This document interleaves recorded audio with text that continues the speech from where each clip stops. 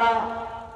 ইহুদি দোকানে বসে তার গায়ে কাপড়ের নিচে কাঠি দিয়ে এরকম নেড়েছেন, আরেক মুসলমান তার পর্দা উড়িয়ে দিয়েছে কোপ মেরে।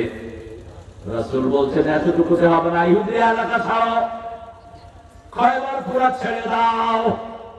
কোন ইহুদি মদিনা আর ওই এলাকায় থাকতে পারবে না, ইহুদি ছাড়া করে দিলেন।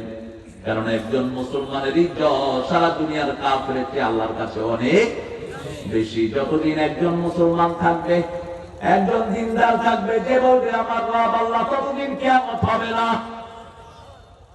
এই জন্য আকাশ জমিনের চেয়ে এদের দাম আল্লাহর কাছে অনেক বেশি। রাসূল সাল্লাল্লাহু আলাইহি ওয়াসাল্লাম প্রতিদিন কয়টা সূরা পড়তেন বলেন? আমরা কয়টা পড়ি? কি সামান জোগাড় করছেন? আল্লাহ বলছেন মা আতাকুমুর রাসূলু ফাখুযুহু, মুহাম্মদ যা দিয়েছেন তা ধরো, ওমা নাহাকুম আনহু ফান্তাহু, যা নিষেধ করেছেন ধারে কাছেও যেও না। রাসূল বলছেন কাপড় নিচে কাপড় পরো না, ফরজ তরফ হয়, কবিরা গুনাহ হয়। হু কেয়ার? কে কেয়ার করে? মেয়েদেরকে বলেছেন চোখের গুড়ি ছেটো না, তোমার চোখ বন্ধ হয়ে যাবে, এখনকার ডাক্তার বলছে। আর 1400 বছর আগে রাসূল বলছেন যে চোখের ভুরু চাচে তার উপরে আল্লাহ লানত। যে মেয়েরা হিল পরে তাদের জন্য অভিশাপ, যে মেয়েরা পুরুষের বেশভূষা পরে তাদের জন্য অভিশাপ, যে ছেলেরা মেয়ের বেশভূষা পরে তাদের জন্য অভিশাপ, যে ছেলেরা বিয়ে করে গোপন রাখে তারা জিনাকার, বিয়ের পরে সন্তানের আশা করে না এরাও কি?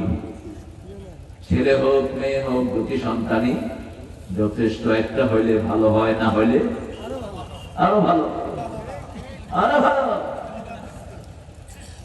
হুজুরকে অ্যারেস্ট করার পরে হিসাব বেরোবে কেন? হুজুরের অনেক করি বউ, এটা তো আগেই হিসাব বেরোয়ার কথা ছিল। বিয়ে করে গোপন রাখলি কেন? বিয়ে করে কেন গোপন রাখলি? নিষেধ। বিয়ে করে প্রচার করে দাও আমি বিয়ে করেছি। আল্লাহ বোঝার তৌফিক দান করুক। দুই সাহাবী বিতর্ক করছেন, স্বামী স্ত্রী একটু কথোপকথন করছেন, এটা পছন্দ করেছেন কে? আসমানের মালিক। সুবহানাল্লাহ। সাহাবীদের কি দাম আপনি চিন্তা করেন? কোরআন শরীফের বিষয় হওয়া চারটিখানি কথা।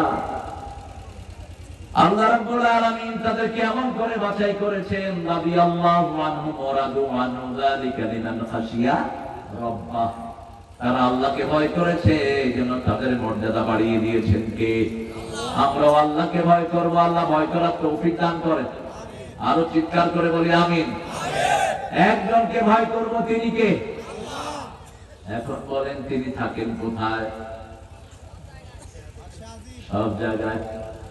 তাহলে শোনো, সব জায়গায় থাকে তিনার ক্ষমতা, আর তিনার অবস্থান হলো আরশের উপরে, আরশের উপরে। যেমন আমি যদি বলি ডক্টর ইউনূস সাহেব থাকেন কোথায়? যমুনা। যমুনা অতীতের খবরে, কিন্তু তিনার ক্ষমতা এখানে আসে না নাই? এখন যদি আমি তারে গালিগালাজ শুরু করি, পুলিশ এসে কেবে হ্যাঁ আমি তুমি হোর, তোমরা উঠবা। এতদিন তোমরা পুলিশেরা আমাদেরকে ধাওয়াইছ, এখন আমরা ধাওয়াবো তোমার।